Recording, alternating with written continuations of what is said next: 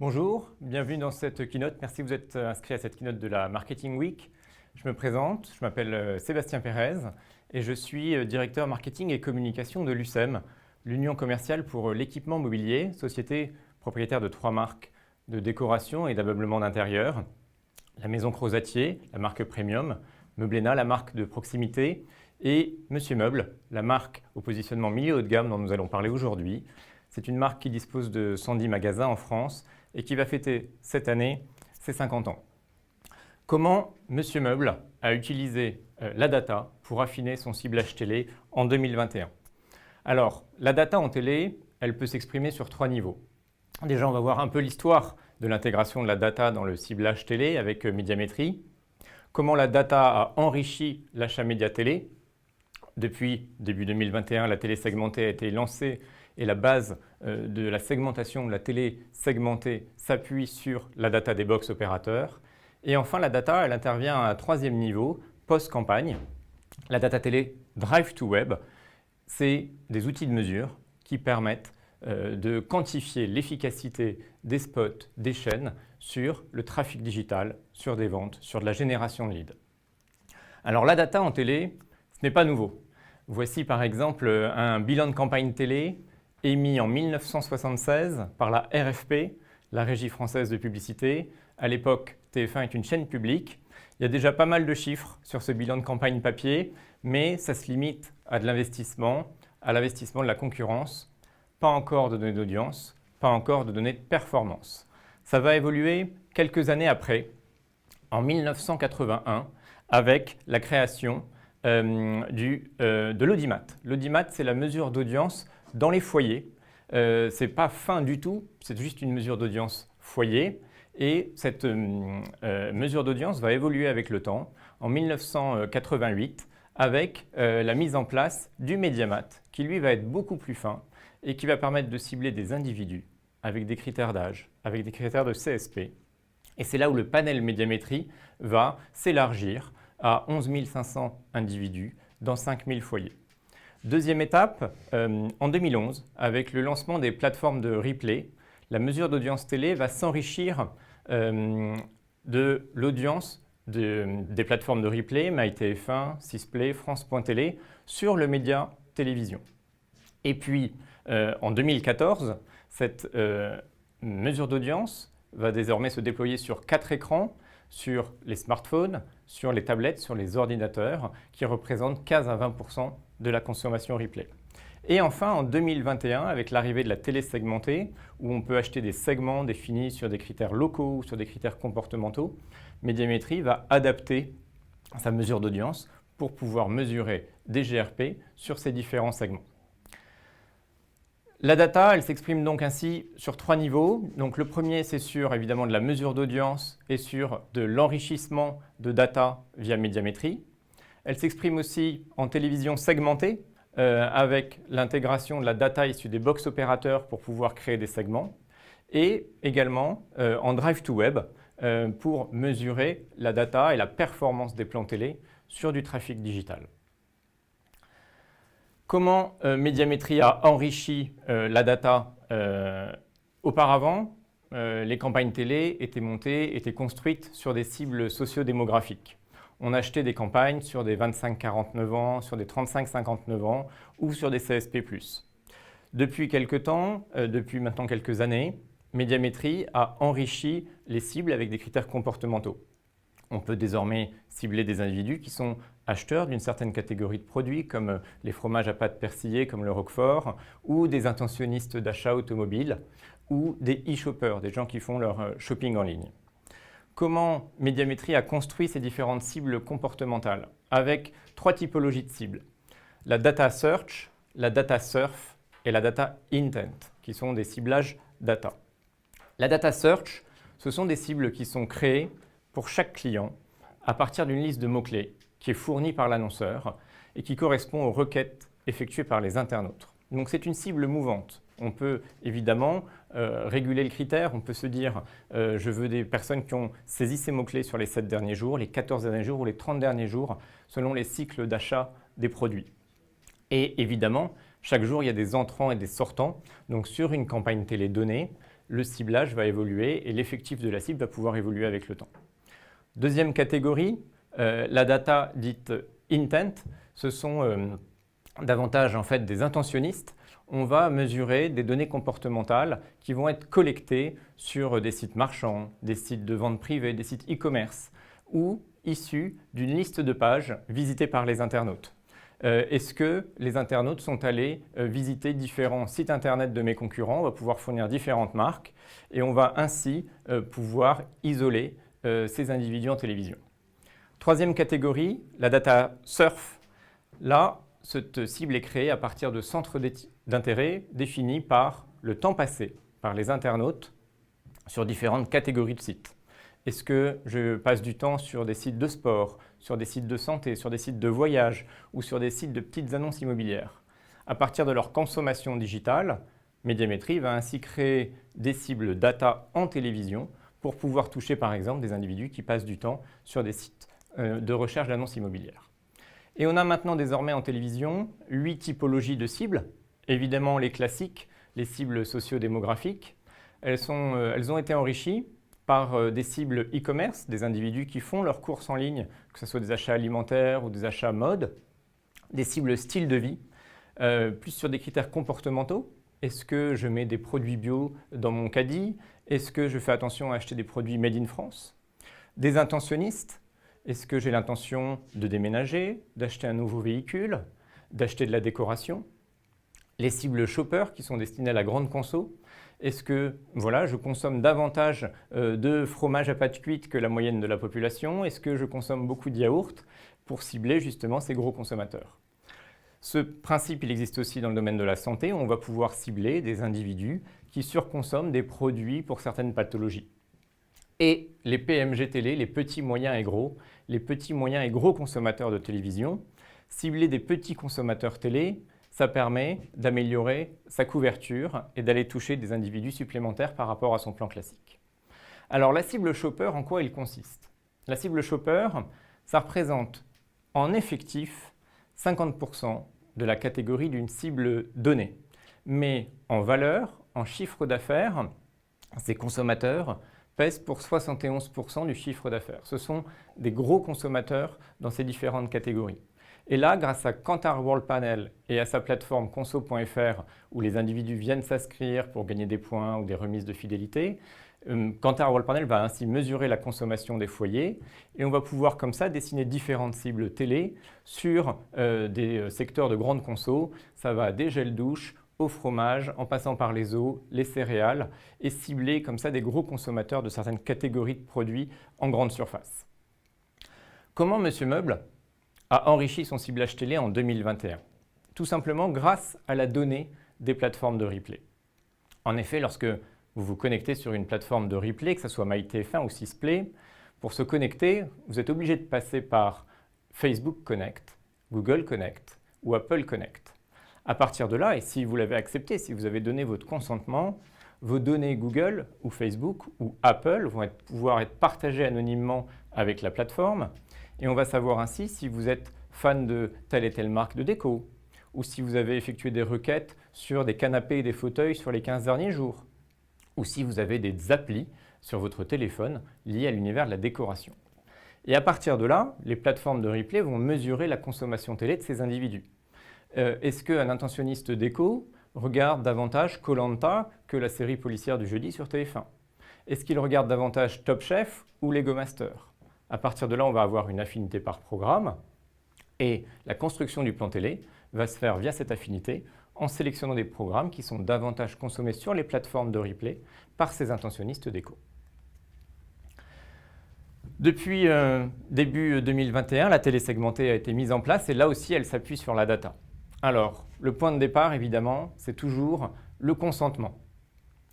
Depuis le début de l'année, les opérateurs de box, Orange, Free, SFR et Bouygues Télécom interrogent leurs abonnés pour savoir s'ils souhaitent être exposés à des publicités ciblées et segmentées.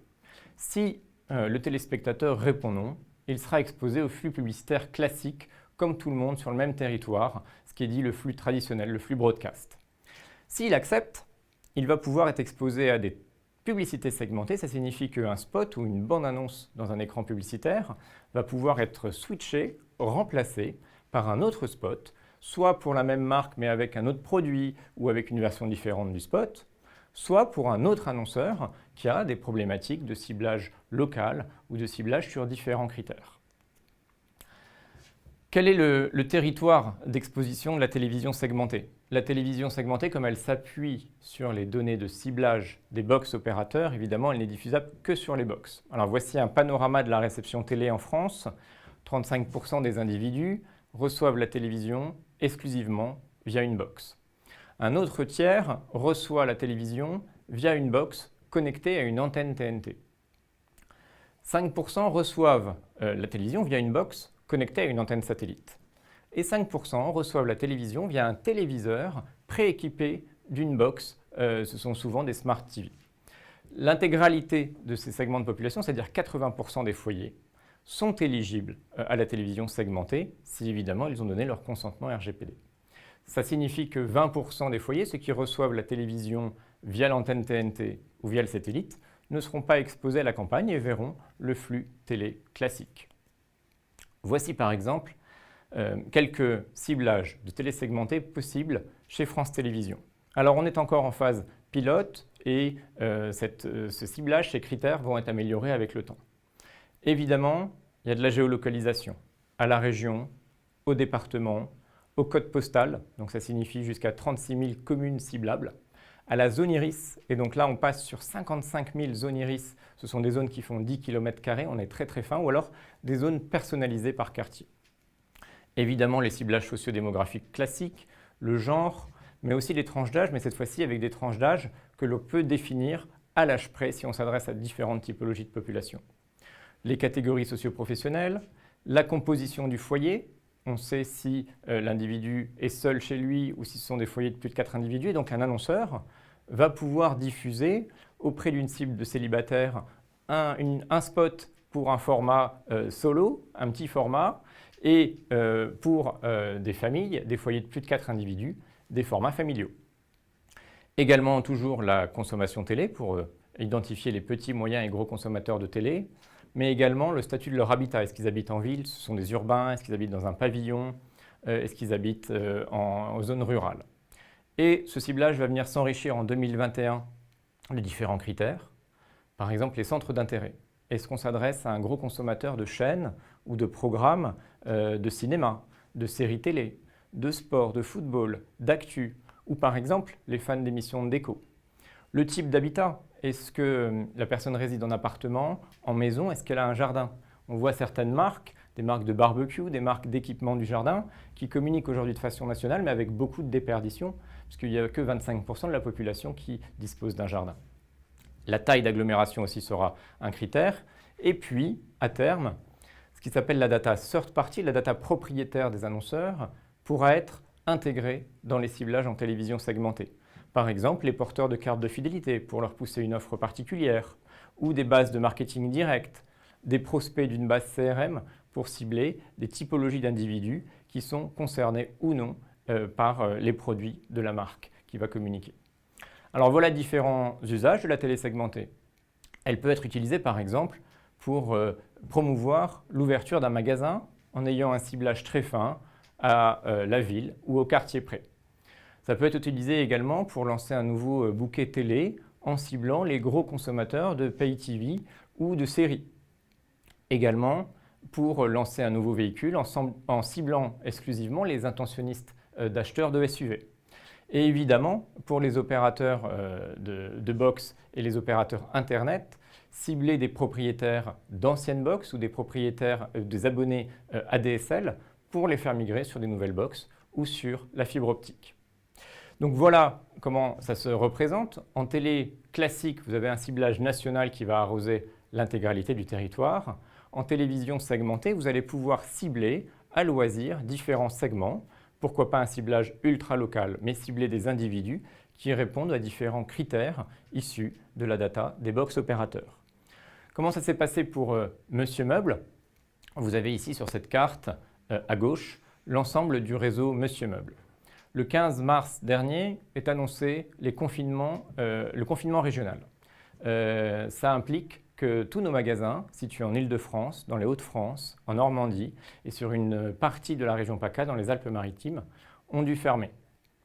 Si on communique en télévision alors que 35% des magasins sont fermés, on a énormément de déperditions, on jette l'argent par les fenêtres puisque des clients vont être frustrés et ne vont pas pouvoir se rendre dans les magasins. On active alors une campagne de télévision segmentée. On va cibler uniquement les zones de chalandise autour des magasins restés ouverts, une zone de chalandise d'environ 40 à 50 km autour du magasin. Et comme vous le voyez, on occulte tous les magasins qui sont fermés à cause du confinement dans les régions qui subissent ce confinement régional. France Télévisions a d'ailleurs développé un produit qui permet de cibler les départements qui ont été confinés avant les autres ou au contraire de cibler les départements non confinés et qui permet, soit en complément d'une campagne nationale, soit en 100% télésegmenté, de diffuser des messages spécifiques, par exemple un service de click and collect pour les magasins qui sont fermés et qui sont dans les zones qui sont confinées. Troisième étage de la fusée, la data Drive to Web. De nombreuses plateformes comme Admo, Realytics, TVTI permettent désormais de mesurer l'impact des spots télé sur le trafic digital. Alors quand on dit impact, ça peut être évidemment du trafic, de la génération de leads, de la génération de chiffre d'affaires et de l'attribuer par spot, par chaîne, par tranche horaire. Techniquement, comment ça se passe? C'est très simple. Un traceur va être posé sur le site internet de la marque avant la campagne, de façon à mesurer le trafic naturel, la baseline du trafic. L'horodatage, c'est-à-dire l'heure exacte précise de la diffusion du spot, est intégré dans l'outil et à partir de là, l'outil va mesurer un incrémental de trafic et va pouvoir l'attribuer à ce spot et évidemment attribuer d'autres critères comme la source, le device, le temps de rebond, le temps passé sur le site et ainsi qualifier les différents visiteurs et les attribuer à un passage télé. L'outil va être en mesure de gérer les collisions de spots grâce à toute la data qu'il va emmagasiner dans le passé et sur tout l'historique, de pouvoir, lorsqu'il y a des spots qui sont proches, qui sont simultanés, de pouvoir attribuer le trafic à tel ou tel passage ou à telle ou telle chaîne. Concrètement, pour Monsieur Meuble, la campagne télévision mise en place, elle était une campagne de 2 semaines en national sur les intentionnistes déco, cette nouvelle cible data. On a cherché à exposer des individus qui avaient effectué des requêtes sur les canapés, les fauteuils, les tables, les meubles sur les 14 derniers jours pour toucher des prospects chauds. Et puis, une 3e semaine de télévision segmentée durant le confinement régional pour toucher exclusivement les populations situées dans les zones de chalandise des magasins ouverts. En termes de résultats, le trafic évidemment a été très fort. Sur la campagne nationale, le trafic digital généré par ce ciblage intentionniste déco a été multiplié par 2,2. On voit clairement sur les différents spots les pics de trafic. Et on remarque également qu'au fur et à mesure que le temps passe, la répétition augmente et que les spots diffusés en fin de campagne ont plus d'impact sur le trafic digital que les spots diffusés en début de campagne, car il y a eu davantage de répétitions. Au bout de la 4e ou 5e fois, le téléspectateur réagit et va utiliser son mobile ou son ordinateur pour visiter le site de la marque. La campagne de télé segmentée, elle a généré une hausse du trafic de 94% à l'échelle nationale, mais si on regarde la hausse de trafic uniquement sur les zones ciblées en télé segmentée, le trafic digital a été multiplié par 3,6. Pourquoi le trafic a augmenté davantage sur ces zones ciblées? On y voit 3 raisons.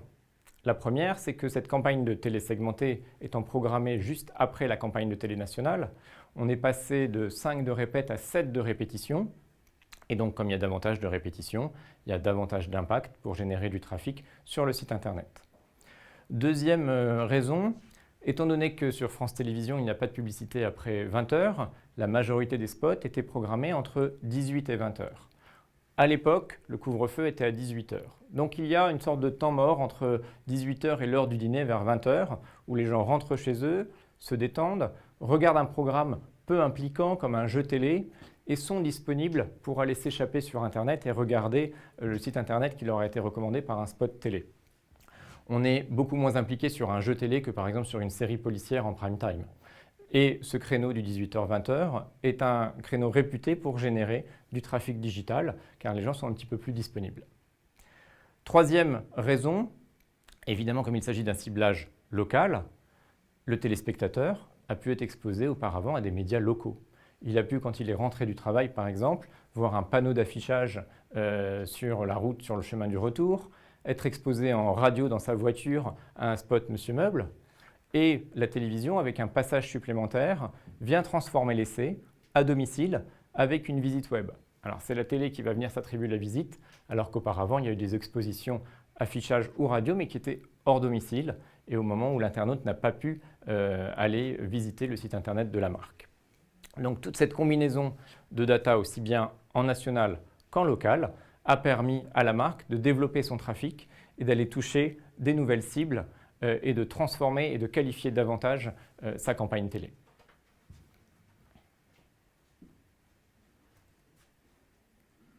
Merci beaucoup. Je reviens en plateau. Merci pour cette très belle présentation. Merci. Alors, il y a des questions qui sont arrivées en régie que j'ai avec moi, juste là. On a Thomas qui vous demande, sur les 80% d'audience éligibles à la télé segmentée, savez-vous combien ont effectivement donné leur consentement pour recevoir des annonces personnalisées? Oui, on était entre 65 et 70% de consentement. C'est un petit peu en dessous du consentement digital. Le consentement digital, quand on arrive sur un site internet et qu'il y a un disclaimer RGPD, en général, le taux de consentement est à 82%. C'est un peu un réflexe. Maintenant, on a pris l'habitude de dire oui. En télévision, comme c'est nouveau, c'est un petit peu inférieur. Voilà, on est sur l'ordre des 2 tiers. D'accord. Deuxième question de Virginie. Quel budget par rapport à une campagne classique?